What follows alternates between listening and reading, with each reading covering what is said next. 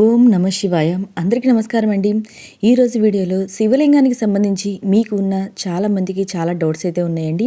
అంటే శివలింగం ఇంట్లో పెట్టుకోవచ్చా లేదా, శివలింగం ఇంట్లో ఉంటే రోజు పూజ చేయాలా, అభిషేకాలు చేయాలా, ఇంకా శివలింగానికి కుంకుమ పెట్టవచ్చా లేదా, ఒకవేళ మనం ఊరు వెళ్తే శివలింగాన్ని ఏం చేయాలి, పీరియడ్స్ వస్తే ఏం చేయాలి, ఇంకా రోజు తలస్నానం చేసి శివునికి అభిషేకం చేయాలా, ఇంకా చాలామందికి చాలా సందేహాలు అయితే ఉన్నాయండి.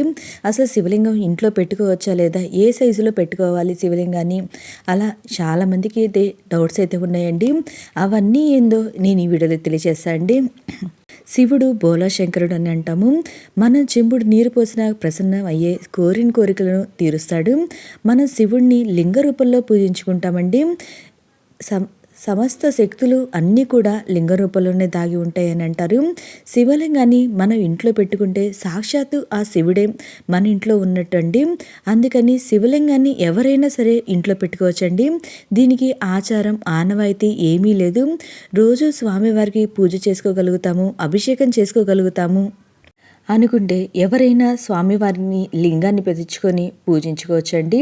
అయితే శివలింగాన్ని తెచ్చుకునేటప్పుడు ఎంత సైజులో శివలింగం ఉండే విధంగా తెచ్చుకోవాలి అంటే, ఇంటి యజమాని బొటన వేలు ఎంత ఉంటే ఆ సైజులో మనం శివలింగం అనేది తెచ్చుకోవాలండి.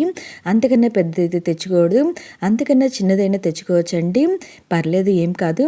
అయితే ఏ రూపంలో ఉన్న శివలింగాన్ని తెచ్చుకోవచ్చు అంటే, ఇత్తడి అంటే ఏ లోహంలో ఉన్న శివలింగాన్ని తెచ్చుకోవచ్చు అంటే, ఇత్తడి కానివ్వండి, రాగిది కానివ్వండి, వెండిది కానివ్వండి, బంగారం కానివ్వండి, రాయిది కానివ్వండి, స్ఫటికలింగం కానివ్వండి, ఇలాంటి మీ స్తోమతను బట్టి మీరు ఎలాంటి శివలింగం తెచ్చుకోగలుగుతున్నారో అలాంటి శివలింగం అయితే తెచ్చుకొని మనం ఇంట్లో అయితే పెట్టుకోవచ్చండి. మీరు తెచ్చుకున్న శివలింగాన్ని పూజా మందిరంలో ఏర్పాటు చేసుకోండి.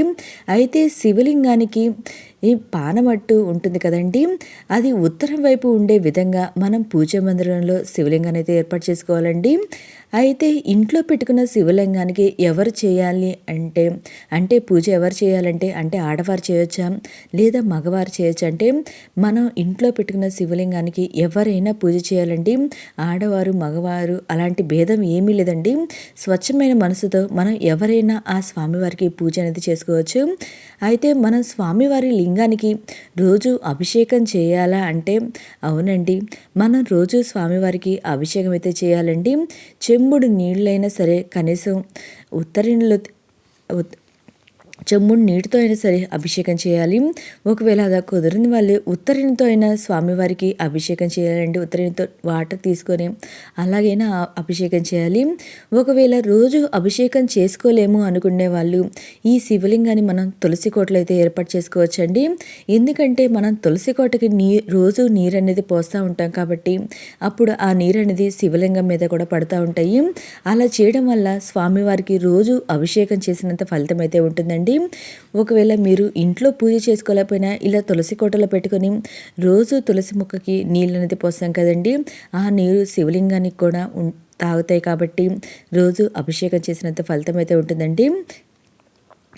అయితే ఒకవేళ మాకు అది కూడా కుదరదండి, మా ఇంట్లో తులసి కోట లేదు, అప్పుడు మేమేం చేయాలి అనుకునే వాళ్ళు, కనీసం మీ దగ్గర తులసి కోట లేకపోతే అంటే వారానికి ఒకసారైనా స్వామివారికి ఇష్టమైన రోజు ఉంటుంది కదండి, అంటే సోమవారం రోజు కానివ్వండి, స్వామివారికి పూజ అయితే చేసుకోండి, అభిషేకాలు అనేది నిర్వహించుకోండి. మిగిలిన రోజుల్లో ఏం చేయాలంటే ఆ స్వామివారిని వాటర్లో ఉంచండి. రోజు ఆ వాటర్ అనేది మారుస్తూ ఉండండి. ఒకవేళ మీరు ఊరు వెళ్తే ఏం చేయాలండి అంటే, కొన్ని రోజులు చాలామంది ఊరు వెళ్ళాల్సి వస్తాము కదండి, అప్పుడు ఏం చేయాలండి శివలింగానంటే, మీరు వెళ్ళే చోట అభిషేకం చేసుకోగలిగితే అక్కడికైతే స్వామివారిని తీసుకెళ్ళి అభిషేకం చేసుకోవచ్చండి.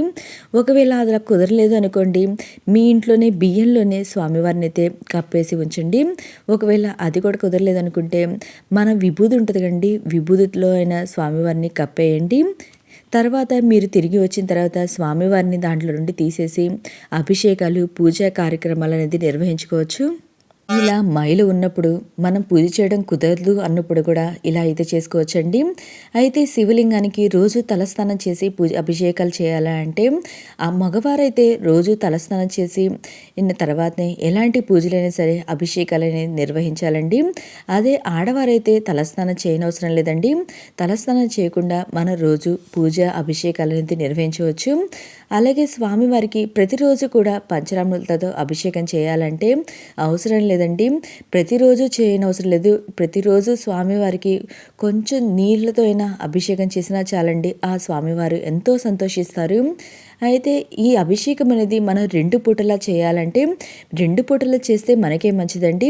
ఒకవేళ కుదరలేదు అనుకునే వాళ్ళు కనీసం ఒక్క పూటైనా సరే ఆ స్వామివారికి అభిషేకం అనేది చేయండి. అయితే ఇంట్లో నాన్ వెజ్ అనేది వండుతాం కదండి, ఆ రోజు అభిషేకం చేసుకోవచ్చంటే మీరు ఉదయాన్నే అభిషేకం చేసుకోండి. ఆ తర్వాత నాన్ వెజ్ అనేది మనం ఇంట్లో వండుకోవచ్చు. అయితే స్వామివారికి నైవేద్యాలు ఏమేమి సమర్పించాలి అండి అంటే, స్వామివారికి మనం ఏమైనా నైవేద్యాలు సమర్పించవచ్చండి. పాలు కానివ్వండి, పండ్లు, బెల్లము, ఖర్జూరాలు, ద్రాక్షాలు మీ ఇష్టం అండి. మీకు తోచినంతలో స్వామివారికి చిన్న బెల్లం ముక్కైనా పెట్టుకోవచ్చండి. ఏం పర్వాలేదు. మీరు మనస్ఫూర్తిగా ఏది సమర్పించినా ఆ స్వామివారు స్వీకరిస్తారు. ఇంకా పీరియడ్స్ వచ్చినప్పుడు అభిషేకాలు ఎట్లండి, నిర్వహించడం కుదరదు కదా అనుకునే వాళ్ళు ఈ అభిషేక పీరియడ్స్లో ఉన్నప్పుడు మీరు చెప్పిన మీ ఇంట్లో వాళ్ళ చేతైనా రోజు అభిషేకం అయితే చేయించవచ్చండి. ఒకవేళ అది కూడా కుదరలేదండి, మా ఇంట్లో వాళ్ళు ఎవరు చేయడం కుదరదు అనుకుంటే మీరు నేను ముందుగా చెప్పినట్టు బియ్యంలో కానివ్వండి, ఇలా విభూదిలో కానీ స్వామివారిని కప్పి ఉంచి మీ పీరియడ్స్ అంతా అయిపోయిన తర్వాత అంతా శుభ్రం చేసుకున్న తర్వాత మళ్ళీ స్వామివారిని వాటి నుండి తీసిన తర్వాత మన అభిషేక కార్యక్రమం అనేది నిర్వహించుకోవచ్చండి. ఇంకా స్వామివారికి అభిషేకం చేసుకున్న తర్వాత నాన్ వెజ్ తినొచ్చా అంటే, మీరు నిత్య పూజలో స్వామివారికి అభిషేకం చేసుకుంటున్నారు కాబట్టి మనం ఆ రోజు ఉదయం అభిషేకం అనేది నిర్వహించుకొని నాన్ వెజ్ తినే వాళ్ళైతే తినవచ్చండి. కానీ ప్రత్యేకమైన పర్వదినాలు ఉంటాయి కదండి, ఆ రోజున మటుకి నాన్ వెజ్ అయితే తీసుకోమాకండి. ఓకే అండి. మీకు ఇంకా అభిషేకానికి సంబంధించి ఏమన్నా సందేహాలుంటే, స్వామివారి లింగానికి సంబంధించి ఏమన్నా సందేహాలుంటే నా కమెంట్ బాక్స్లో కమెంట్ పెట్టండి. నేను ప్రతి ఒక్కరికి రిప్లై అనేది ఇస్తాను. మీకు ఈ వీడియో నచ్చినట్లయితే లైక్ చేయండి. మీ ఫ్రెండ్స్ అండ్ ఫ్యామిలీ మెంబర్స్కి షేర్ చేయండి. Thank you for watching.